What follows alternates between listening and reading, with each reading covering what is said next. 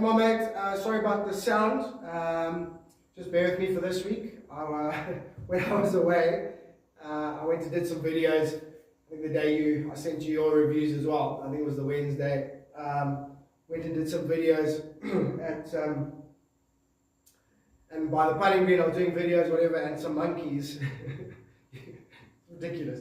Some monkeys came down and stole my wallet and my microphone. So got most of the stuff back from my wallet, but microphone never to be seen again. So I ordered another one. Just bear with me for this week, please.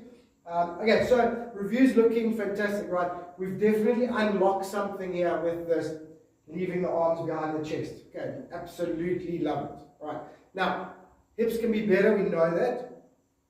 Okay, but should all start making sense to you now as well as when you see that little slide at the top, hence the right foot forward, hence the pull on the handle to try and get the club on line, etc., etc., etc. Okay, we don't need to get into that right now. Everything's working nicely.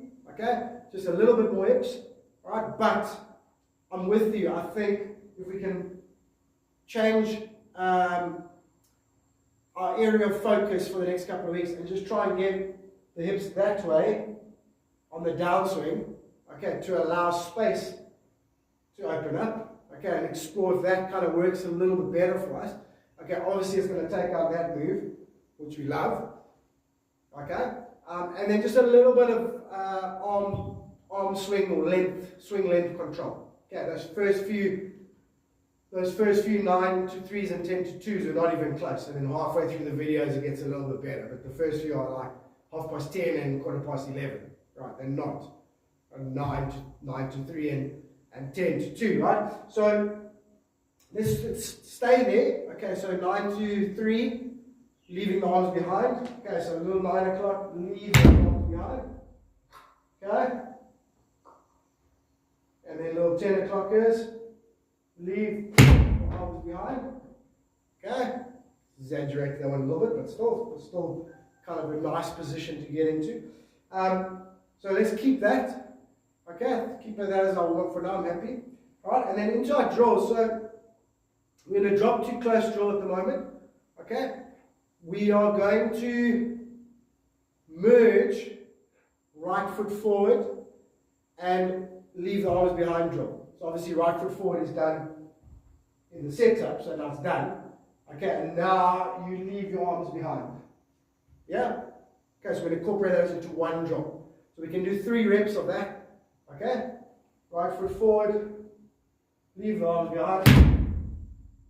Okay? My arms are already far behind me, so now I'm hitting it way into out. But we're going to merge those two together. Okay? So that's going to work nicely. Alright, and then we've got a new little drill here. Okay? So we're going to do a little, what we call a kickback drill. Okay, now start off really slowly. Okay, start off really slowly. Okay, and then add some speed as you go. You can hit some terrible ones, so don't worry about it too much. Let's just see what it looks like on camera. Okay, and it's exactly what it sounds like, right? So make sure you stand close enough to the wall, especially the long clubs, right? Stand close enough. If it's a little too close, that's fine. A little too close is fine. Okay, and basically what we're trying to do is, as we get to the top, okay, we're trying to kick back that way. So we're trying to get our knees and our butt to go that way. Alright? So you won't get full hip rotation and torso rotation and release, because obviously now you're doing that. So you will stall a little bit. Okay, but it's a really cool drill. Right, so just before you get to the top, kick back. Okay, probably less aggressively than that. Okay, but let's see what happens on camera. Okay, I don't want to buy that much fat. Okay, so that was not a great feeling, but on camera I think it will look good.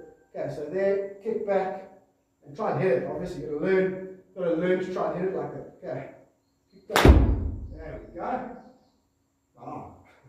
Okay, so you can see the follow through, that's all a bit horrible, and don't like over thrust or whatever. Okay, just do it as a drill.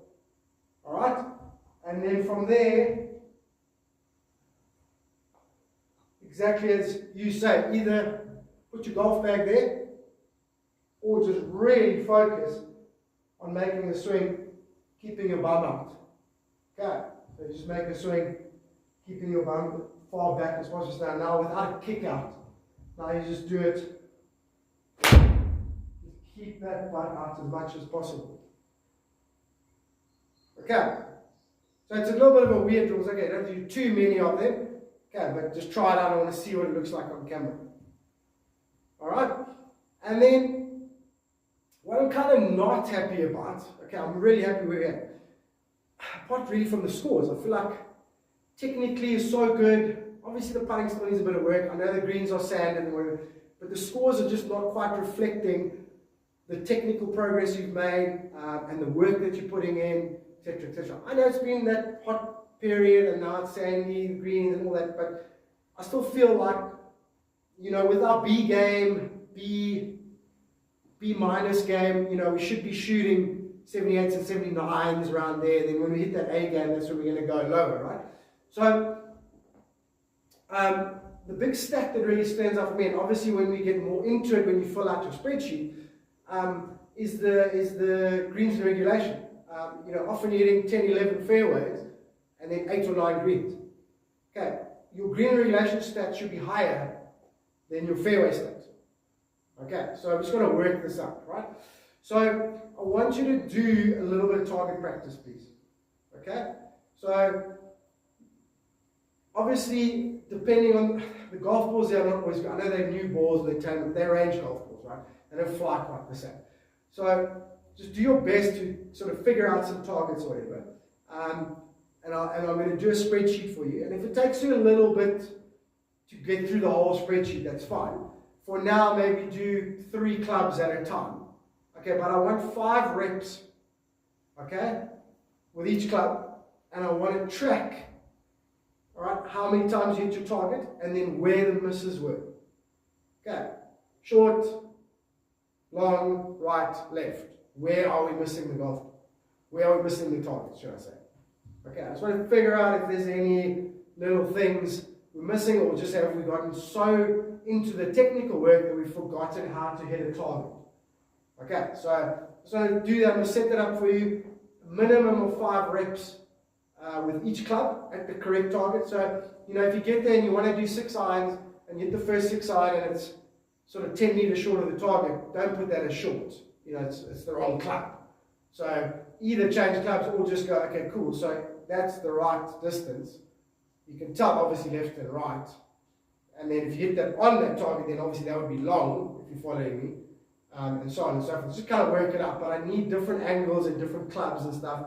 And I just want to try and see if there's any sort of patterns that are happening here, because we're swinging much better, way more neutral, a lot of good stuff. Okay, yeah, there's some stuff that creeps in, we're still working on, etc. Okay, but you should be hitting more greens. You should be hitting more greens. And yes, we're going to keep pushing this thing technically, but it should still be better than where it is right now.